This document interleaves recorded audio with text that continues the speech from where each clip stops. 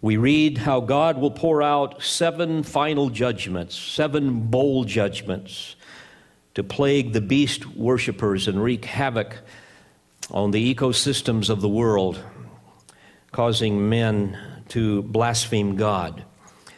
And in Revelation 17 that we have just finished studying in weeks past, during these final days of human suffering, the Antichrist will actually expand his empire to include 10 other regions with their own rulers, administrators, who will serve under him. And of course, their ultimate goal will be to eradicate all of the Jews and all of the Christians who are worshiping Christ, all Gentile believers as well, and wage war against the Lamb at the Battle of Armageddon, where they will be slaughtered.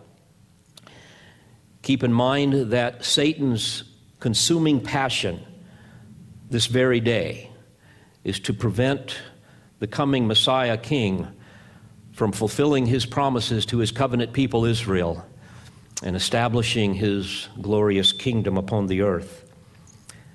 Now, remember as well that in chapter 17, the Lord gives a description of the character and the judgment that will fall upon the spiritual, religious facet of this kingdom that will be led by the false prophet, the one world religion.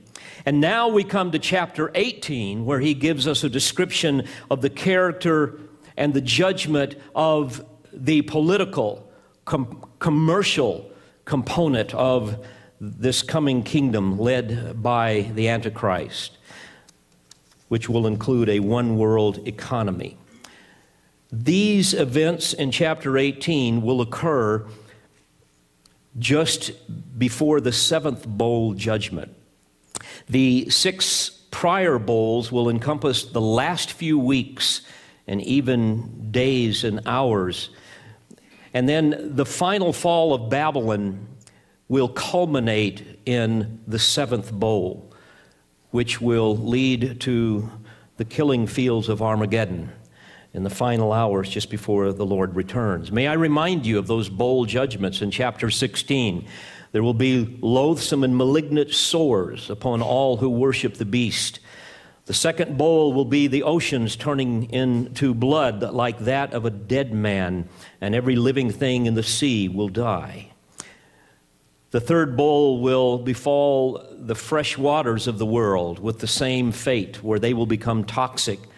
The fourth bowl will be men being scorched with fierce heat from the sun, which in many ways I see as a divine parody on the great hoax of global warming that has been foisted upon our world today. The fifth bowl will be the darkening of the luminaries in the heavens. The world will become dark. And then the sixth bowl will be the great river Euphrates, and its water will dry up, and that will prepare the way for the kings from the east, the Word of God tells us.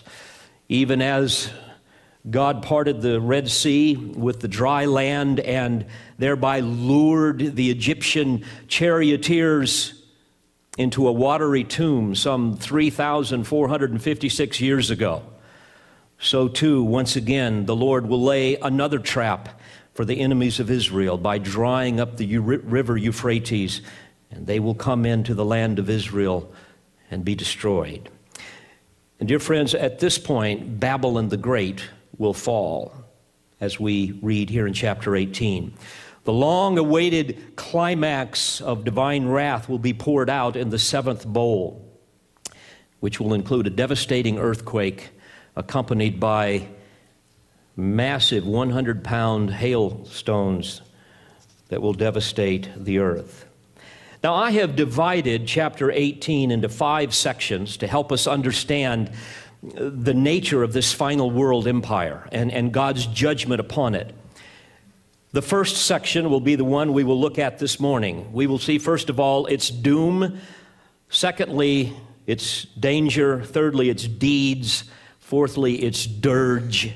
And finally, its destruction. So here in the first 3 verses, we have this angelic messenger describing the final collapse of commercial Babylon. a system that has intoxicated the kings and the merchants and the people with its commerce, with its materialism. And obviously, this will require a one-world government. Most likely, this will include a one-world economy, probably a one-world bank, and even a one-world currency. We don't know these things for sure, but we do know that there will be a one-world government with a one-world ruler. I find it interesting as I meditate on these things. 50 years ago, all of this would have seemed impossible. Today, it seems inevitable. According to the Washington Times, quote, China is pushing for a single world currency because it no longer trusts the United States to restrain itself from printing too much cash and debasing the dollar. It goes on to say, the Obama administration supports dramatically greater centralization on a national and international scale, end quote. Fears of the world moving towards a one-world government continue to mount, especially of late with the radical policies of the authorities that God has placed over us. We are beginning to fear more and more the very real possibility that our country might go bankrupt. We're fearing a global banking system, and we're seeing how that we're being pushed towards a centralized world government. There are many examples that I could give you to affirm these facts, but one which is currently causing enormous concern that I've spoke on before is this global warming hoax that has now spawned the cap and trade legislation that perhaps you have read about that Congress is trying to pass. According to the Wall Street Journal, quote, under a cap and trade system, government sets a cap on the total amount of carbon that can be emitted nationally. Companies then buy or sell permits to emit CO2. The cap gets cranked down over time to reduce total carbon emissions. The corporate costs of buying these expensive permits will be passed to consumers. The journal goes on to say, the whole point of cap and trade is to hike the price of electricity and gas so that Americans will use less. These higher prices will show up not just in electricity bills or at the gas station, but in every manufactured good from food to cars. Consumers will cut back on spending, which in turn will cut back on production, which results in fewer jobs created or higher unemployment.